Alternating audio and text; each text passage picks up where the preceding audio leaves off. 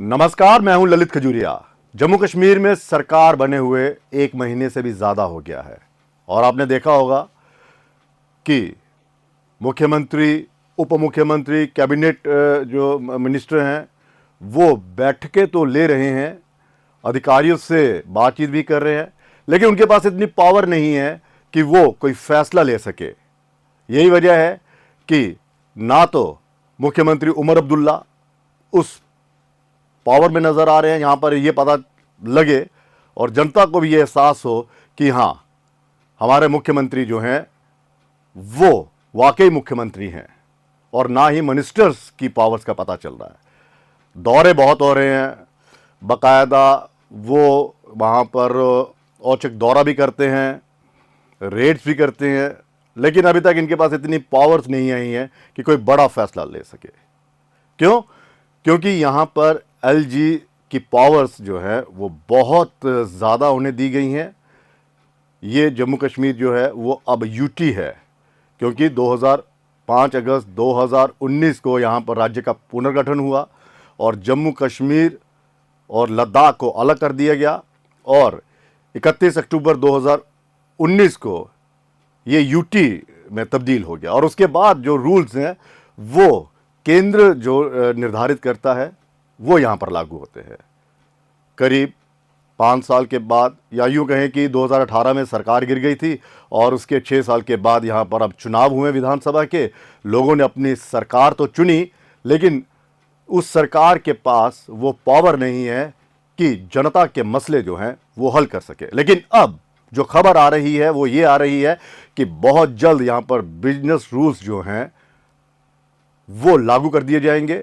और मुख्यमंत्री की क्या शक्तियां हैं, उनके पास क्या पावर है, मंत्रियों के पास क्या पावर है, और एडमिनिस्ट्रेटिव जो सेक्रेटरी हैं उनके पास क्या पावर्स होंगी, इस पर अब फैसला आ सकता है। क्योंकि गृह मंत्रालय, केंद्रीय गृह मंत्रालय में इस पर पूरा अब मंथन हो रहा है, चर्चा हो रही है, क्योंकि वो भी देख रहे हैं कि जनता ने सरकार तो चुन ली, लेकिन जनता के मसले जो हैं वो अभी भी हल नहीं हुए, जिसमें सबसे बड़ा जो एक मसला है वो है डेली वेजेस का।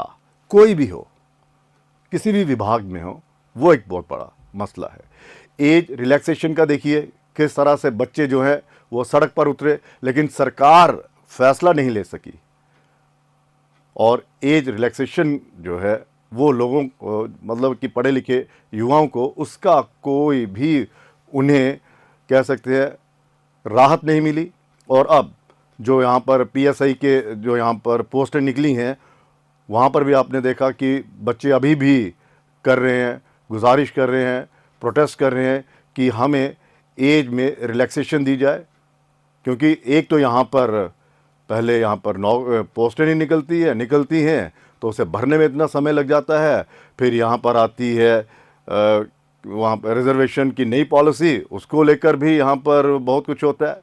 तो ऐसे कई मुद्दे हैं जिसे सॉल्व करना तो चाहती है सरकार, लेकिन उनके पास कोई पावर नहीं है। लेकिन अब लग रहा है कि केंद्र सरकार भी संजीदा हो गई है और बाकायदा इस पर चर्चा हो रही है और ऐसा माना जा रहा है कि बहुत जल्द इनकी पावर्स दी जाएंगी। लेकिन अभी पावर्स की अगर हम बात करें तो ये भी नहीं पता कि केंद्र सरकार जो है, खास गृह मंत्रालय, क्योंकि उसी के अंडर आते हैं, एलजी साहब उसी के अंडर आते हैं, कि कौन कौन से विभाग उनके पास रहेंगे। क्या दिल्ली की तर्ज पर ऐसा होगा जो दिल्ली में चल रहा है? क्या लैंड जो रेवेन्यू है वो क्या एलजी के पास रहेगा?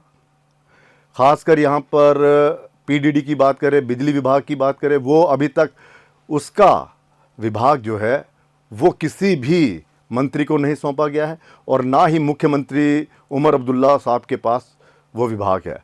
तो ये भी एक बड़ा मुद्दा है कि ये पीडीडी वाला जो बिजली है वो किसके पास रहेगी।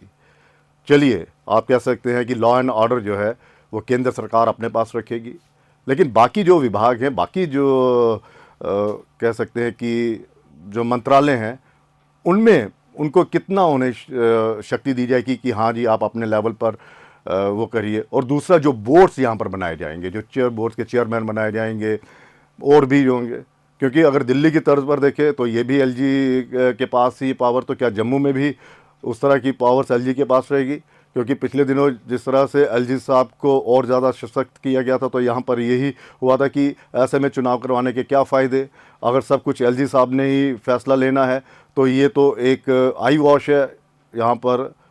तो फिर कहा गया कि नहीं, ऐसा नहीं है, जम्मू कश्मीर की सरकार को बाकायदा उसका सम्मान दिया जाएगा, जो रूल्स हैं वो इम्प्लीमेंट होंगे, बिजनेस रूल्स। हालांकि गृह मंत्रालय ने यहाँ पर बता दिया था कि बिजनेस रूल्स जो हैं वो इम्प्लीमेंट करिए, लेकिन अभी तक हुए नहीं। लेकिन अब ये माना जा सकता है, लेकिन क्या ये सब कुछ इसलिए हो रहा है कि दिल्ली की तरह केंद्र और दिल्ली आपस में ना टकराएं? एलजी और केजरीवाल की लड़ाई जो है सबने देखी, किस तरह से सुप्रीम कोर्ट में मामला चला जाता है। सुप्रीम कोर्ट बाकायदा ये कहती है कि चुनी हुई सरकार जो है वो ज़्यादा पावरफुल है एलजी के मुकाबले, क्योंकि लोगों ने इस सरकार को चुना है।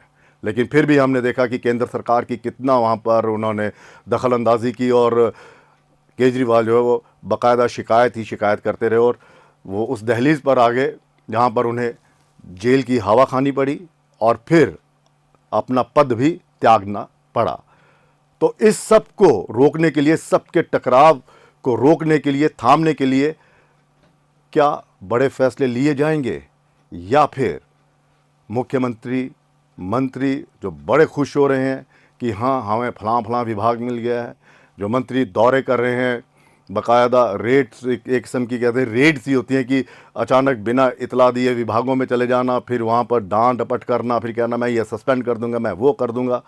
क्या इनके पास ऐसी पावर है? क्योंकि अभी तक तो है नहीं है, और पब्लिक भी ये कह रही है कि ये जितनी भी यहाँ पे सरकार है वो डमी है। भारतीय जनता पार्टी के नेताओं को भी आपने सुना होगा किस तरह से वो कहते हैं कि अगर वो केंद्र के साथ इसी तरह से आंखें दिखाते रहे केंद्र को, अगर केंद्र के साथ ये टकराव रहा तो बहुत जल्द जो है इनकी शक्ति छीन ली जाएगी। एक किस्म की थ्रेट भी देते हैं। लेकिन अब लग रहा है केंद्र सरकार भी ये चाहती है कि ये सरकार जो है लोगों के द्वारा चुनी गई है वो पूरे 5 साल काटे, और 5 साल काटने का मतलब यही है कि यहाँ पर एलजी और मुख्यमंत्री के बीच में कोई दीवार ना हो, कोई टकराव ना हो। इसीलिए अब पावर्स जो हैं वो शेयर की जाएगी, यानी कि बिजनेस रूल जो हैं वो बहुत जल्द इम्प्लीमेंट होने वाले हैं। फिलहाल कब होते हैं कब नहीं होते हैं ये तो वक्त बताएगा, लेकिन केंद्र सरकार की नीयत पर अगर हम बात करें तो उनकी नीयत साफ दिखाई दे रही है कि उमर अब्दुल्ला की सरकार और केंद्र की सरकार मिलकर जम्मू कश्मीर की उन्नति की ओर बढ़ना चाहते हैं। लेकिन क्या ये हकीकत में होगा? क्योंकि अहम जब टकराता है तो बड़े बड़े, अगर आप कहें कि रूल्स या फिर एथिक्स जो हैं वो धूल चाटते हुए नजर आते हैं। फिलहाल इजाज़त दीजिए, नमस्कार।